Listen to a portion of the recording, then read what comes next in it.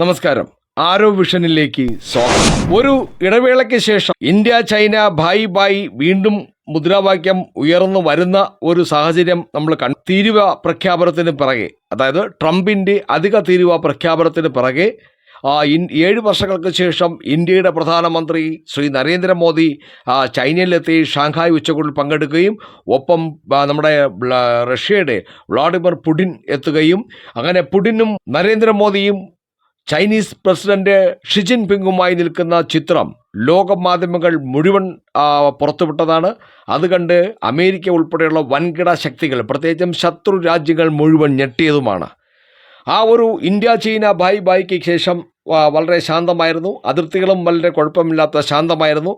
എന്നാൽ ഇപ്പോൾ വീണ്ടും ചൈനയുടെ ഒരു അനവസരത്തിലുള്ള ഒരു ചൊറിച്ചിൽ ഇന്ത്യക്ക് നേരെ വന്നിരിക്കുകയാണ്.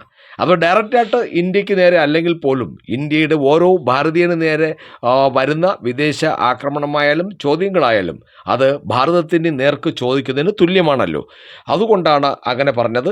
ഏതായാലും ഇന്ത്യൻ സ്വദേശിയായ, പ്രത്യേകിച്ച് അരുണാചൽ പ്രദേശ് സ്വദേശിയായ യുവതിയെ ഷാങ്ഹായ് വിമാനത്താവളത്തിൽ ആണ് ചൈനീസ് അധികൃതർ 18 മണിക്കൂറോളം തടഞ്ഞുവെച്ച സംഭവമുണ്ടായത്. അരുണാചൽ സ്വദേശിയായതിനാൽ ഇന്ത്യൻ പാസ്പോർട്ടിന് സാധ്യത ഇല്ല എന്ന് വാദിച്ചാണ് പാസ്പോർട്ട് സഹിതം പിടിച്ചുവെച്ച് അവരെ തടങ്കലിൽ വെച്ചതിന് തുല്യമായി അവിടെ ഇരുത്തിയത്.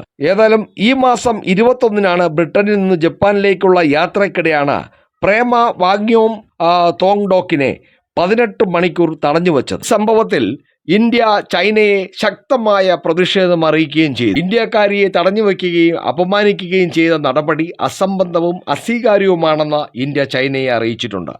അരുണാചൽ പ്രദേശ് ഇന്ത്യയുടെ ഭാഗമാണെന്നത് തർക്കമില്ലാത്ത കാര്യമാണെന്നും അരുണാചൽ സ്വദേശിക്ക് ഇന്ത്യൻ പാസ്പോർട്ട് ഉപയോഗിച്ച് യാത്ര ചെയ്യാനുള്ള അവകാശം, എല്ലാ അവകാശങ്ങളും ഉണ്ടെന്നും ഭാരതം വ്യക്തമാക്കുകയും ചെയ്തു. യാത്രക്കാരെ തടഞ്ഞുവച്ച നടപടി രാജ്യാന്തര വ്യോമയാന കൺവെൻഷൻ തീരുമാനങ്ങളുടെ ലംഘനമാണെന്നും ഇന്ത്യ ചൈനയെ അറിയിച്ചിട്ടുണ്ട്. ട്രാൻസിറ്റ് യാത്രക്കാരുടെ അവകാശം സംബന്ധിച്ചുള്ള ചിക്കാഗോ, മോൺട്രിയൽ കൺവെൻഷനുകളിലെ ധാരണയുടെ ശക്തമായ ലംഘനമാണിതെന്ന് പറഞ്ഞു. മാത്രമല്ല, ഇരു രാജ്യങ്ങളും തമ്മിൽ ഉഭയകക്ഷി ബന്ധം മെച്ചപ്പെടുത്തുന്നതിനിടെ ഉണ്ടാകുന്ന ഇത്തരം സംഭവങ്ങൾ അനാവശ്യമാണെന്നും ഇന്ത്യ ചൂണ്ടിക്കാട്ടിയിട്ടുണ്ട്. പാസ്പോർട്ടിൽ ജനന സ്ഥലമായി അരുണാചൽ പ്രദേശ് എന്ന് രേഖപ്പെടുത്തിയത് അംഗീകരിക്കാൻ കഴിയില്ല എന്നും ഇന്ത്യൻ പാസ്പോർട്ട് ഉപയോഗിച്ച് യാത്ര ചെയ്യാനാവില്ലെന്നുമായിരുന്നു ഈ ചൈനീസ് അധികൃതരുടെ വാദം. 18 മണിക്കൂറോളമാണ് ആ യുവതിയെ തടഞ്ഞുവെച്ചത്. ഇന്ത്യൻ പാസ്പോർട്ട് വിമാനത്താവള അധികൃതർ അസാധുവായി പ്രഖ്യാപിക്കുകയും ചെയ്തു. ഇതിനെക്കുറിച്ച് ചോദിച്ചപ്പോൾ ചൈനീസ് പൗര ആയതുകൊണ്ട് ചൈനീസ് പാസ്പോർട്ട് എടുക്കണം എന്ന മറുപടിയാണ് ലഭിച്ചത്, യുവതി പറഞ്ഞു.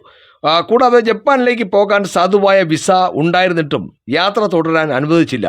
ഒടുവിൽ ഷാങ്ഹായിലെ ഇന്ത്യൻ കോൺസുലേറ്റുമായി ബന്ധപ്പെട്ട് സഹായം തേടി. കോൺസുലേറ്റ് ഉദ്യോഗസ്ഥർ ജപ്പാനിലേക്കുള്ള യാത്ര തുടരാൻ അനുമതി തേടിയെങ്കിലും അധികൃതർ സമ്മതിച്ചില്ല.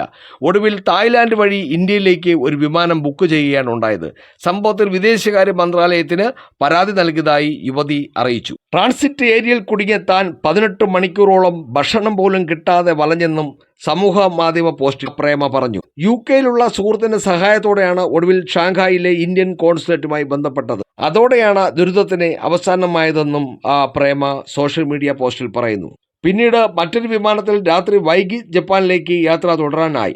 ഇന്ത്യയുടെ പരമാധികാരത്തിനും അഖണ്ഡതയ്ക്കും എതിരായ വെല്ലുവിളിയാണിതെന്നും നടപടി വേണമെന്നും പ്രധാനമന്ത്രി നരേന്ദ്രമോദിക്ക് എഴുതിയ കത്തിൽ പ്രേമ ആവശ്യപ്പെട്ടു. ഇതിനെതിരെയുള്ള ശക്തമായ എതിർപ്പും വിദ്വേഷവും ഒക്കെ ചൈനീസ് അധികൃതരെ അറിയിച്ചിട്ടുണ്ട്. പ്രത്യേകിച്ച് നമ്മൾ പറഞ്ഞതിൻ്റെ പ്രധാനപ്പെട്ട കാര്യം, ഇപ്പോൾ വളരെ നല്ല രീതിയിൽ ബന്ധം മെച്ചപ്പെട്ടുകൊണ്ടിരിക്കുന്ന ഈ ഒരു അവസരത്തിൽ ഇത്തരം അനാവശ്യ കാര്യങ്ങളിലൂടെ ബന്ധം വഷളപ്പെടുത്തുന്നത് ശരിയല്ല എന്ന് കൂടി സൂചിപ്പിച്ചിട്ടുണ്ട്.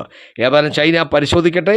വരും കാലങ്ങളിൽ ഇങ്ങനെ തന്നെയാണ്. ചൈനയെ നമുക്ക് കണ്ണുമടച്ചങ്ങ് വിശ്വസിക്കാൻ പറ്റത്തില്ല. സ്നേഹിച്ചിരിക്കുകയും ചെയ്യും, ഒപ്പം അടിയിലൂടെ പണിയും വയ്ക്കും. അതാണ് ചൈന. അപ്പോൾ മറ്റൊരു വീഡിയോയുമായി വീണ്ടും കാണാം. നന്ദി, നമസ്കാരം.